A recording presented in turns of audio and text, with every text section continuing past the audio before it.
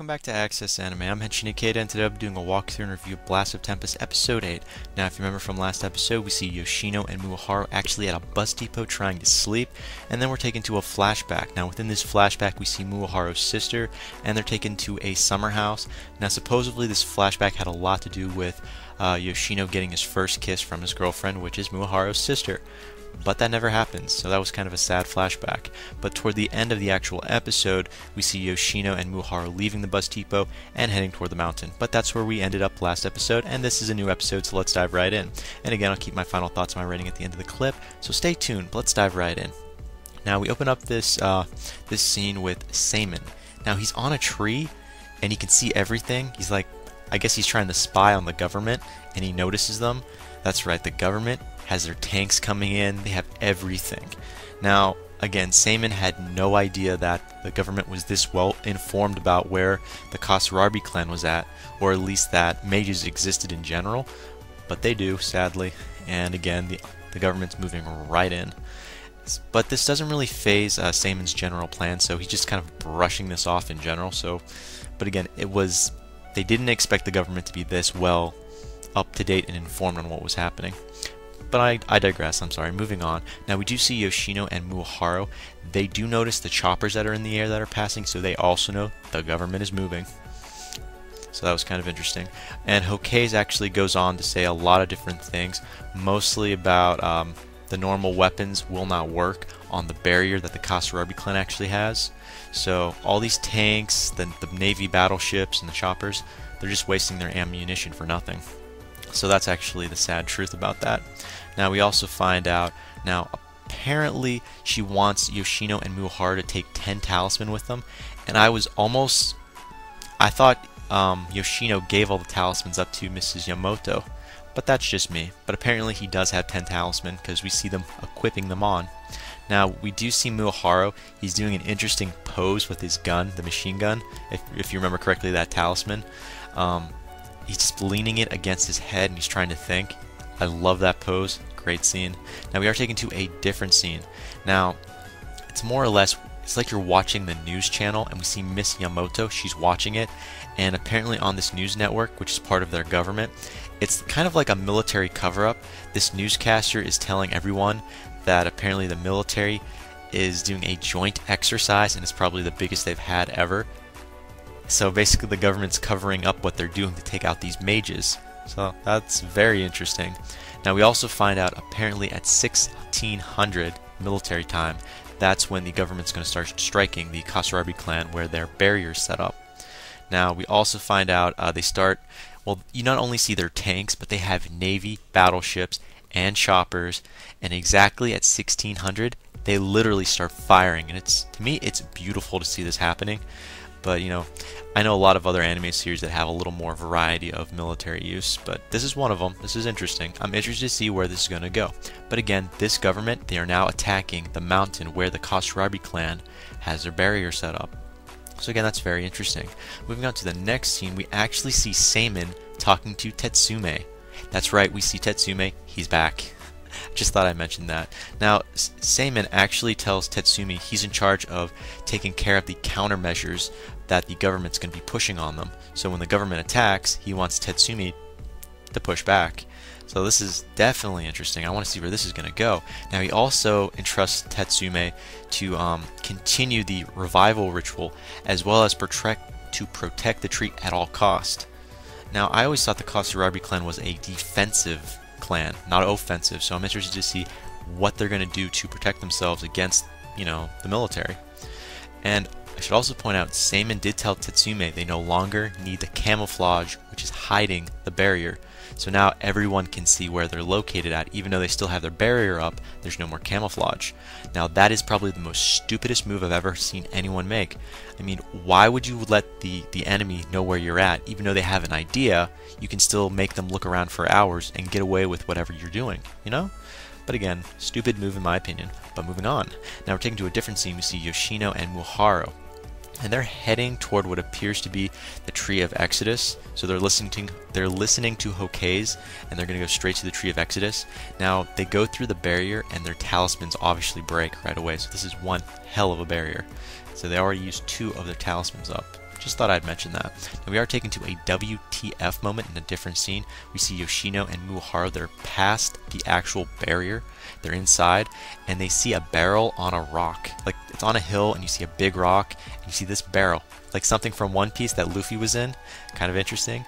Now, supposedly this barrel is the same one that Hokage has on her island, but I'll get into that later on why it's the same. Now, again, they see a barrel on this rock, and it's a WTF moment. Like, it's in the middle of nowhere, and Seimin appears. Perfectly on cue. He appears. I didn't think we'd see him already that quick in this episode, but yeah, Seimin is now in the front lines in front of Yoshino and Muharu. Well, technically on a hill looking down on them. Now, he also points out, well, I should say Hokage is now talking through her communicator, to Seimin that, yeah, it's been 4 months, we're talking. They're doing a little light catch-up. Nothing too interesting, in my opinion. So again, I just thought it was funny. You see Seimin literally talking down into the communicator that's on Muharu's neck, and they're like having an open conversation, and Hokage is like, I think you should surrender, bring me back. Hey, she tried. Give the woman credit, she tried. I just thought it was funny. And again, Seimin says, no, it's not gonna happen. You're my ace in my sleeves. You're the last thing I will ever play if all hell breaks loose. More or less, that's what he said. Now we are taken to a different scene, and we see Hoshimaru. Yes, we get to see him in this episode. That was fun. That definitely, I was looking forward to this. So we do see Hoshimaru, but he's walking down a road by himself, no car, no nothing, and I thought it was funny. And he can actually see the military attacking the Kasarabi clan. The missiles and junk, whatnot. He can see it from a distance. So he's he's heading toward what's going on.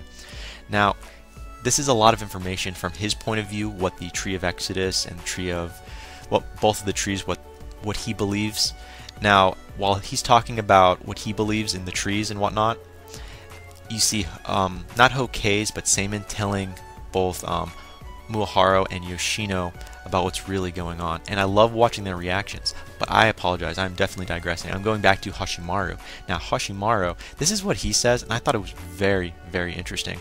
Now, apparently the Tree of Genesis, if it awakes, the world will be recreated in the right form. That's if it awakes. But to do that, the current world will first be destroyed.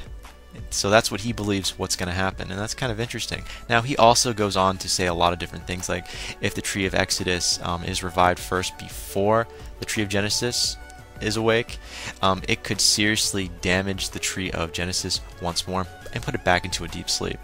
So again, that's what Hoshimaru actually believes. And it kind of makes sense to a small point. But again, all this information is giving me a headache. I don't know about you. I had to have like 2 bottles of water to calm myself down. But moving on. Now we are taken to a different scene. We actually see Muharu and Seimin. And again, Muharu is talking to Seimin, and he's getting sick of this BS. So he's like, get Hokage back. Bring her back. So he's like, this is his serious face. He's serious. He's aiming the gun at Seimin. Bring her back. And it's like, Yoshino's looking at Muharu. He's like, you do know, he doesn't care. Muharu will destroy the world before he lets the Kasarabi clan do anything. Until he finds his sister's killer, he's only thinking one way. He's not thinking two. He's only thinking one way. So wow, that's one person I'd love to have on my side if the world was about to end, and I knew he wouldn't change his mind no matter what until he got what he wanted. Just saying. But moving on past that, again, we see Muharu ask Seimin again, bring Hokage back. He keeps saying that and saying that. Now, while he's saying that, we do a little cutscene. We do see rockets and missiles being fired again at the Kasarabi clan, where they're at, where their barrier is at. And we see Tetsume. Now, he's telling Natsumore to take out all these machines and make them into ash. So now we get to see Natsumori go to the front lines. Well, not in this episode, but he's being sent to the front lines to take out all these missiles, all these tanks. So this will be interesting. Now remember, he's a defensive character. The Kasarabi clan is known for the defensive power they have. They do not have an offensive power. Just thought I'd point that out. But moving on to the next scene, we actually see Seimin, and he's playing with the what if question. So this is a WTF moment, major, because he's like, well, what if the princess can't help? What if, Muharu, what if she can't grant you your wish? Even though Seimin has no idea really what his wish is at this point in time. And Muharu's like, yeah, don't go there. We're not playing the what if games. You know, Hokage has been honest with me. She's told me the real truth. Even though I haven't told Yoshino the whole truth yet, Hokage has been honest. I'm going to stick with her within, you know, I'm not going to change my mind. And, you know, I think Seimin was very adamant with what he was hearing, so he pulls out his talisman, and he's like, okay, fine, well, what do you wish for? And he's just like, he doesn't really give a direct answer, but you see him pull out his talisman. This is Seimin, though, and he's goes to the barrel, and he puts it over it, and he pulls out, remember that wooden barrel? A skeleton, and it's Hokage's skeleton. I was like, I had no idea that was Hokage's skeleton. No, I had an idea of something, but I mean, it was a barrel in the middle of nowhere. Of course there's going to be something weird in it, and it is Hokage's skeleton. And apparently, Seimin basically says he brought it from the island that Hokage was on. And again, another scratch on the head, but we're taken to a different scene, and now Seimin's trying to self-explain everything, and he asks Hokage this question, which this is kind of, it definitely makes a lot of sense why he'd ask this. So now Muharu knows the truth. He asks Hokage, what year is it? And she just replies, well, before she replies anything, it was brought up, it's been 4 months she's been stuck on the island. Just 4 months. She's been keeping track, it's only been 4 months. And she says what year it is, but we don't get to hear it. It's blurred out, and the reaction on Muharu's face was priceless. I'm just saying, it was priceless, because you know what? I think he lost all faith in Hokage right then and there. It's been 2 years. So her year that was given was 2 years off. So you're like, huh? It dropped, there was all silence. And it's hilarious to a small point. You're like, how is this happening? Your body has been confirmed. That's your real body right in front of us. What? And you gave us the wrong year? What's going on? Then you hear Seimin. He's bringing up stuff about time travel. This is the self-explanation we are given. Hokage has been talking to Muharu from the past. So she's in the past by 2 years. And yet somehow she's able, because of magic, talk to people that are in the present time. So is she dead? Yes. Is she alive? Yes. She's dead in present time, but she's alive in the past, if that makes sense. And that's where we end the episode at. As for final thoughts, what? So she's alive, but she's dead. Is there a way for her to catch up to the future without dying? We don't know. Guess we'll find out. As for Tetsumi and Natsumori, I'm unsure if they're going to be able to hold the barrier or not, but I am curious to see Natsumori where he's going. What's he going to do to defend off against all of these tanks, missiles? We'll find out. Now, as for Hashimori, we already know he's on Hokage's side, but, you know, what's he going to do now that he's shown up? Because he's within the headquarters of the Kasarabi clan. So he's really close to where that barrier's at. So why is he showing up now? What's his purpose in this? We don't know. I should also bring up Takume, who is the assistant director of the Black Iron Syndrome Countermeasures Force. He looks very shady. They did a shady clip of him in this episode. I think he might be a mole or a bad guy, something like that. I'm getting really bad vibes. That's all I can say. But that ends it for my final thoughts. Not a lot. I want to keep it simple. For my final rating, you're going to be shocked, but I'm giving this a 3.5 out of 5. Yes, we were we saw the missiles being fired, the government getting involved, but there were no fight. There were no fight scenes. Everything's like just getting started. So this is like not the eye of the storm yet. We're like, the storm is just coming in and it's calm. We're getting there. I think we've got about one more episode until everything really gets kicked off. So I have to give this a 3.5 out of 5, plain and simple. I mean, yes, we now know a little more about, you know, Hokage and her being alive but not dead thing. And then Hoshimaru, his explanation on what's really happening. But that's a lot of information. But somehow it's still missing a lot. And there wasn't even any drama really in this episode either, surprisingly. I thought there might be a little light drama. And at least, you know, Natsumori, I thought maybe something. But again, 3.5 out of 5. But that ends it for my walkthrough and review of Blast of Tempest Episode 8. Definitely thumbs up, thumbs down, subscribe above. Let me know what you thought, so definitely comment down below. Let me know what you thought of this episode, as well as maybe thoughts on the upcoming episode coming out. Definitely check me out on Twitter and follow me if you like. But that ends it for today. I've got no more walkthroughs and reviews to do, so definitely check me out on Skype or whatever. But before I go, I gotta say it. We can't stop the access, but you can watch the feed. I'll see you later, guys.